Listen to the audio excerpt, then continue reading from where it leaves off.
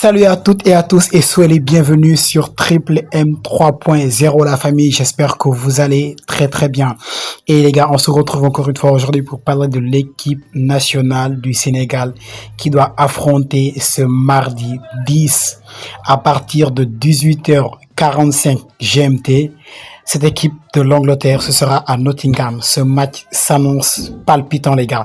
Il y aura pas mal de stars qui vont s'affronter. À noter que le Sénégal avait fait match nul face à l'Irlande, un but partout, et reste sur son invincibilité. 21 matchs, pas de défaite, les gars. Est-ce que le Sénégal va faire un 22e match sans considérer de défaite, les gars? Dites-le moi dans la barre des commentaires. Moi, personnellement, je vais vous donner mon avis en fin de vidéo, les gars. Aujourd'hui, on va essayer de donner le 11 probable de l'équipe nationale du Sénégal qui va affronter cette équipe des Three Lions. Déjà, lors du dernier match, on a vu que Pape Thiaw a fait quelque chose qu'il faut saluer. Il a vraiment donné du temps de jeu à certains joueurs qui n'ont pas l'habitude de jouer et c'est une bonne chose à mon avis. Maintenant, est-ce qu'il va aligner la même équipe face à l'Angleterre? Je ne pense pas. Je crois qu'il va y avoir pas mal de changements. Le premier changement, je pense qu'au poste de gardien de but, les gars, on va retrouver le gardien titulaire, à savoir Edouard Mendy. À noter, bien sûr, que Yvan Diouf a fait une très belle prestation. Il a montré qu'il peut potentiellement venir concurrencer Edouard Mendy pour le poste de numéro 1. Mais Edouard Mendy reste le gardien numéro 1.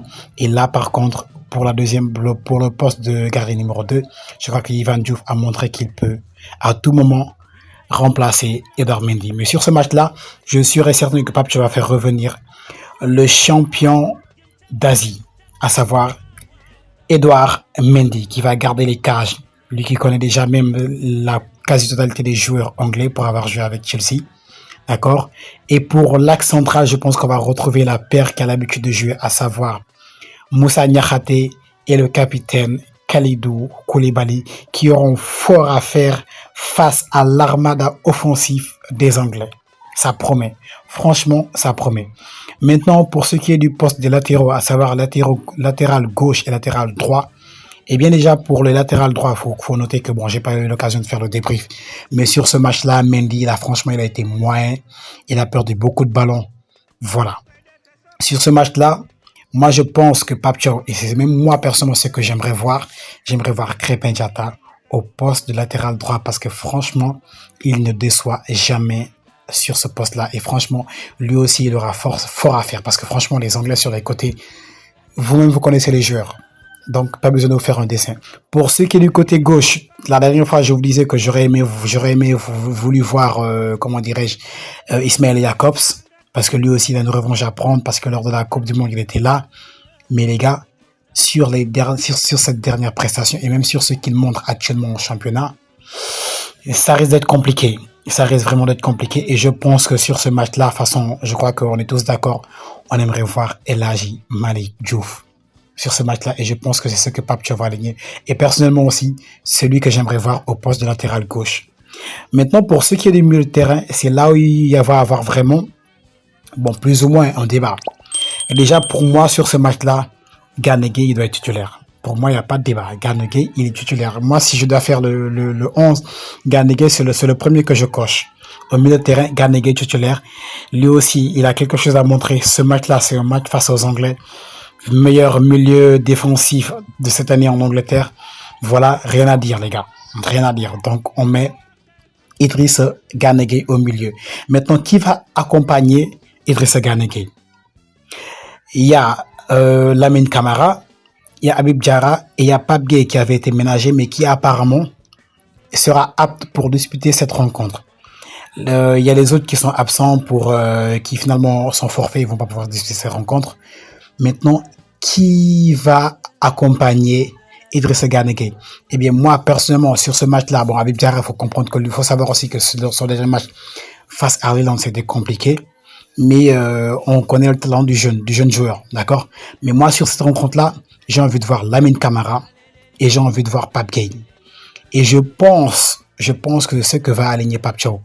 Là où je pense potentiellement qu'il peut y avoir discussion, c'est par rapport à Pape Gueye. Parce que s'il n'est pas à 100%, je pense que Pape Gueye ne va pas démarrer le match. Ce sera plutôt Habib Diarra, Lamine Camara et Idrissa Gana Gueye qui vont démarrer la rencontre. Mais si pas, bon, c'est là où c'est un peu compliqué, hein, mais je pense que c'est ça que le coach va faire. Maintenant, c'est lui qui a les informations. Si par contre Pape Gueye est à 100%, je préfère voir Pape Gueye et Lamine Camara démarrer le match ainsi que Idrissa Gana Gueye. Habib Diarra, d'autant plus qu'il a joué la rencontre face à l'Irlande, il peut rentrer en cours de jeu. De toute façon, on aura besoin de parce que ce sera un match qui sera âprement disputé. Maintenant, là où pour moi c'est vraiment clair, c'est au niveau de l'attaque. Je pense que c'est clair. Et pour moi, et pour le coach, les gars.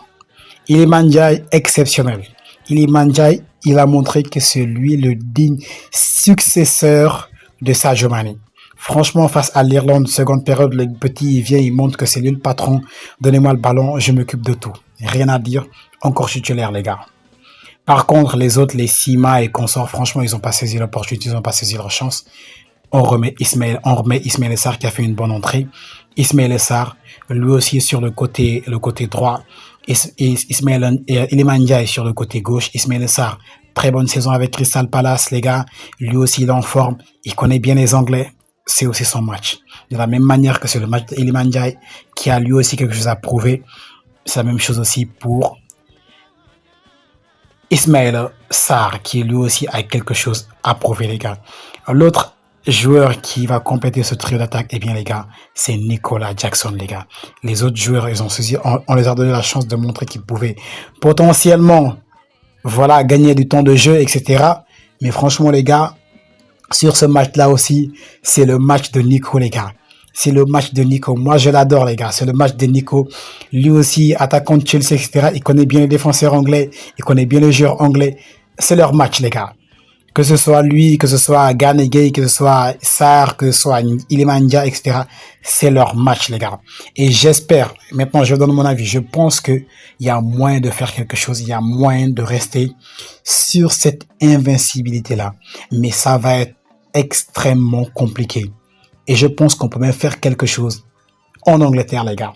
N'oubliez pas, Sénégal-Brésil, les gars. On est parti, on a tapé le Brésil, les gars. Les joueurs sénégalais, qu'on le dise à tort ou à raison, quand ils jouent face à des grandes équipes, ils savent élever leur niveau de jeu. Et justement, pour ce match de ce mardi, il faudra élever le niveau de jeu. Il faudra élever le niveau de jeu et montrer qu'on peut rivaliser avec n'importe quelle équipe au monde, les gars. Maintenant, ce sera pas simple, ce sera très compliqué parce qu'ils ont des bons joueurs avec un coach qui est très bon tactiquement.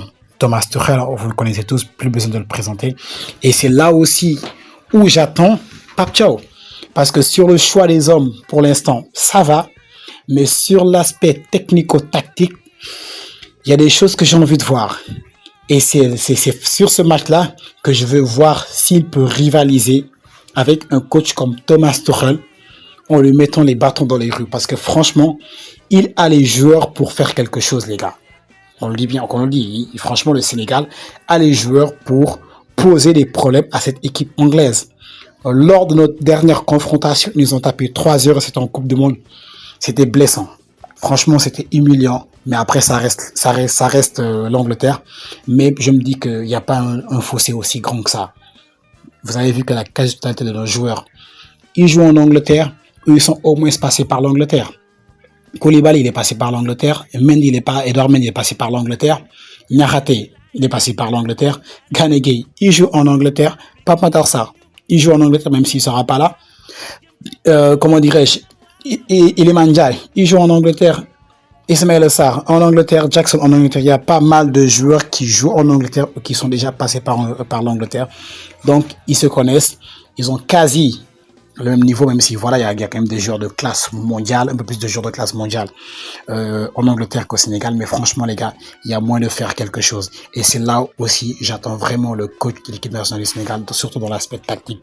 Moi, je vais regarder ce match avec un œil attentif, surtout sur l'aspect tactique, les gars.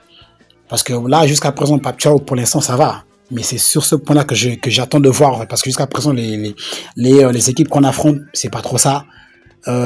Et tactiquement, voilà, sur ce match-là, j'ai envie de voir vraiment des trucs qui sortent de l'ordinaire. Pour me rassurer que voilà, lors des prochaines rencontres qui arrivent, on peut se qualifier pour la Coupe du Monde et pour la CAN qu'on pourra faire quelque chose face à des grandes équipes comme le Maroc, etc., etc., etc. Voilà les gars, c'était ça pour cette vidéo les gars. Dites-moi en commentaire ce que vous en pensez, donnez-moi votre 11 dans la barre des commentaires, hein. N'hésitez pas. Et ce sera toujours un plaisir.